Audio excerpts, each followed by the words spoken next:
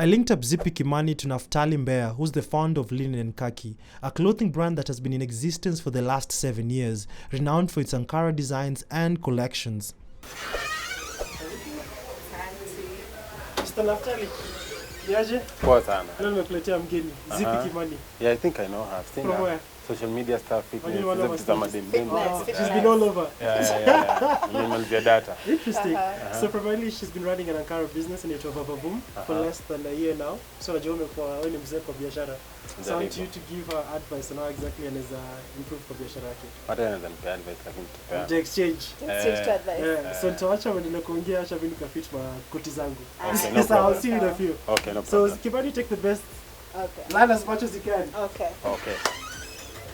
Hi, how are you? I'm fine. My name is Zippy Kimani. I am the founder of Vavavoom Fashions. I'm Naftali Mbeya, the founder of Linen N Khaki. Okay. Yeah. Yeah, so how long have you been in business? I've been in business for close to 7 years. Uh-huh. Doing 8 for now. Yeah. Wow. Yeah. 7 years is no joke. And when you started, did you always have a physical shop or did you start online? No, I didn't have a physical shop. Yeah, I started selling timber clothes. I had to go Komba, pick a few items, come, try out, unagezi nazo, unagezi kazi zinaenda ama ziendi, zinaenda, you go back, pick others, unajaribu wanaume, iendi, unakuja, unajaribu wanawake, inaenda. Pole pole tu hivyo nikagrow clientele yangu, hivyo. I used to deliver in offices, hivyo. That's how I ended up opening my first shop. And when was that when you opened your first shop? 2011. That was how many years later after you started? Like a year A year later. Yeah. Okay. Yeah. But I was still in campus, so I juggled in between upwards. Me, when I'm starting out, my biggest challenge is tailors. Yeah. So how have you managed to get good tailors that have been able to maintain your brand? When I first started, I had one tailor. And I think from him, I learned a lot, good and bad things. But we say this is a good tailor back home try out. Like, lazima akushone nguo. And then when I started, maybe I didn't know what I wanted. Maybe kwa nguo. Maybe stitching ingekuwa a bit mbaya, ningesema hii iko sawa, I can go with it. But with now, sai lazima na demand perfection from tailor. Yeah. So pia kuna laziness ingine kwa tailor ukispot haraka, replace haraka. Okay. And about materials, so where do you ensure that you get the best quality materials at the cheapest rate possible? The best materials are not cheap. Tuanzia hapo. Yeah. Kuna affordable materials. Yeah. But na sourcing materials from anywhere. From Isili, textile, maziwa, from people who sell them. Like from different depending material ya nini. But kuna material expensive pia. Like hapa town maybe biashara street. But kama client atafika bei, tutampeleka achague cause kitu zingine lazima upeleke client achague. Mwambie ndio bei ya material achague. I feel quality kama hizi 100% wool kama hizi. Yeah. And when it comes to marketing, how do you do your marketing? By social media mainly, word of mouth. Social media siku hizi come in handy for designers kama sisi cause kuna Instagram, kuna Facebook. Twitter is not so good for businesses kama fashion even. But back to branding, lazima pia go back to your pockets. Like you have to sponsor ads. Lazima ulipelipe mablog kadhaa wakupushie brand yako hivyo. That's the only way to reach watu wengi. Okay. Yeah. And which social media has had the most engagement and return on Now investment? Now. Now I think it's Instagram. Yeah, then it was Facebook. Okay.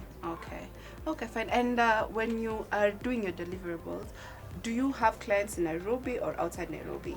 I have clients all over the country. Okay. Yeah. And but how do you if handle it's outside that? Nairobi, we send by a courier service, but you have to pay first. Okay. Yeah. What if when there are adjustments? There's an issue with the clothes. They just send it back. I'll cater for one side, I'll cater for you. Okay. Yeah. And measurements, if they're out of town, how do you ensure that you get the specific measurements? There it becomes sometimes nakonga risky because namwambia ngene kwa tailor mwenyewe anajua na maybe the tailor venye anapima na wewe kuna slight different. Yeah. Na nguo ikiisha inafaa ikuwe perfect according to clients. So kwambie mtoshi uweze kumwambia fundi wako unapima vibaya, utamwambia in a very polite way. But atakurudishia na you adjust it. And does that affect the price of the cloth or and the profit margin because sometimes you have to? It affects because lazima ni cater for one cost ya kuchuma, especially kama naituma twice. Okay. But things we do for business kama hizo. Okay. Just pofanya customer anasema nishona nguo nitoshi ni kubwa kata kuripea funja tu. Yeah. And being in business for 7 years is no joke. So what would you say was your biggest challenge and how did you overcome it? I don't have a specific big. I think I've had challenges along the way because I learn one by one. Because when I started, my challenge was to get clients. Kakuja ikakuwa how you're supposed to pay rent. Then you're supposed to balance. Sometimes month imeisha na only profit. Umefanya kazi only profit. Unaangalia books. I did. Pesa yote umetumia kwa clothes na kulipa mafundi na kulipa bills, so unashindwa bwana nafanya biashara. So that's when unaanza kuangalia natumia pesa wapi vibaya pole. I think with time too You get to learn. Yeah. Okay. Now, food is at the bedrock of this business. How do you go about identifying a tailor, and what is the criteria to which you use? I can't say there's a specific criteria for that, but the time I've learned that you also have to be part and process of food. Like, huwezi pia fundi tu nguo and then you go and then you come back and expect everything to be poor. Lazima pia ukue hapo uone venye inaendelea. Correct, mwambie me I don't like my clothes looking like this pole. But pia fundi lazima ku willing to learn from you. Yeah. And the other way around. And do you pay them on commission or do you pay them a salary? When I started, I used to pay them piecework, like dress, pay you. And then in time, I made foodies that want unataka walipe weekly. 1 month wa kidogo sana, yeah, because they need the money. Yeah. So wanakwambia by end of week, from the items that I've made, they pay you. Yeah. I think most of the foodies that I work with, I prefer your weekly. Your weekly. Yeah, monthly kidogo sana. Very few agree to that.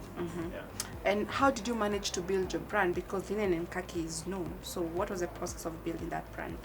I think consistency and then honesty. Like, just be honest with your clients and be consistent when it comes to branding, marketing. Like, if I post a picture today, it's like 2 weeks again and post another picture. Like, be consistent so that other clients want to expect like something is coming. And then have new ideas, now have new designs, involve clients, reply, and keep tabs with everyone that are involved around with the business. Yeah. Okay, so and the biggest thing you're usually told that you're not in business if you're not making money. Yeah. So how do you ensure that you keep your costs low and your margins high? You buy things in wholesale. Yeah, things like labels, uzi, vitu ndogo buy them in wholesale. Because when you start buying them one by one, zinakulanga pesa if you don't realize. Like the raw materials, buy them in wholesale. And then for materials, sana buy materials in bulk. Sana materials. Because you can buy like, I need like 2 meters. I go buy 1 meter. I realize I need 1 meter. Your cost itakuja tu ita-inflate ifike mali when at the end of the month when I'm checking my profits and kama singizi pesa. But mimi nimekuwa careless how I handle everything. So buy materials in bulk. But what if the clients don't like the materials that you bought in bulk? You buy colors that maybe clients spend like black, white, navy blue, like primary colors. Don't buy colors that una risk kama indigo, ji colors zingine haziko. Uzo utakaa nazo. Buy colors zenye kila mtu anaweza vaa. Yeah. Okay. And to conclude, I would like to ask, how do you deal with customer complaints? Because a business, the most essential is customer service. So how do you ensure that you still retain the client despite all the challenges?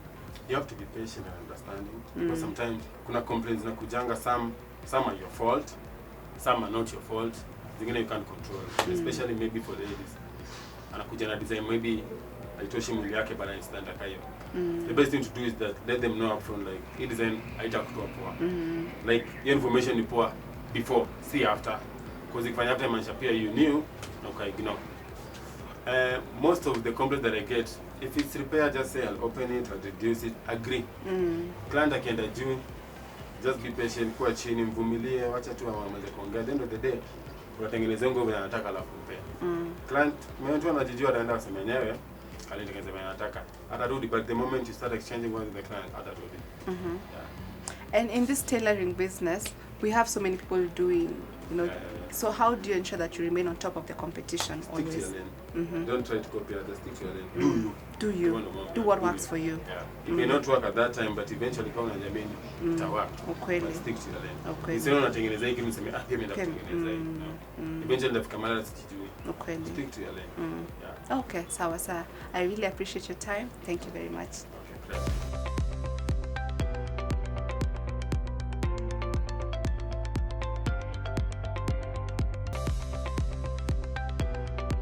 Okay, my name is Veronica Westergaard, and our company name is called ShadeShares. ShadeShares, we manufacture environmentally friendly wooden sunglasses. This is there are several reasons. First of all, we wanted to to do something purposeful to help the youth who live in the slums or who come from the slums to improve their lives through education and employment.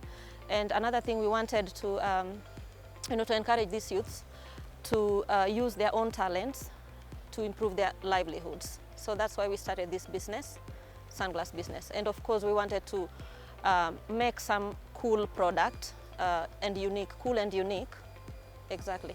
We started the business in 2017, and actually at the moment I have a feeling that it's improving slowly by slowly, though there are some challenges. Yeah, when we began we had 12 youths, and during this 1 year we have employed 20 youths from Kariobangi slums.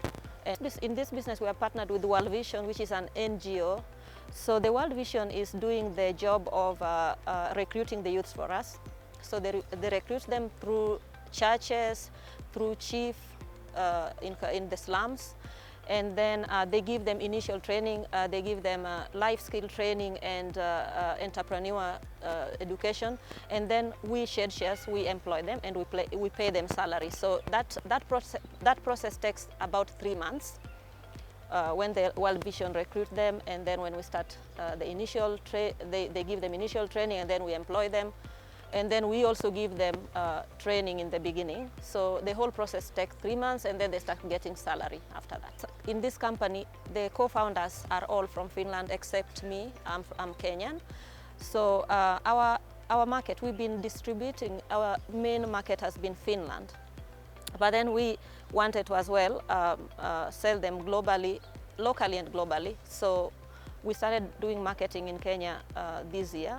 Actually, we started it in the beginning when we started this business as in Finland, but the marketing in Kenya we have had challenges with it, but we hope that it will get better. We hope that we will become a global brand and we can employ as many youths as possible, so we can see that it's going to be possible.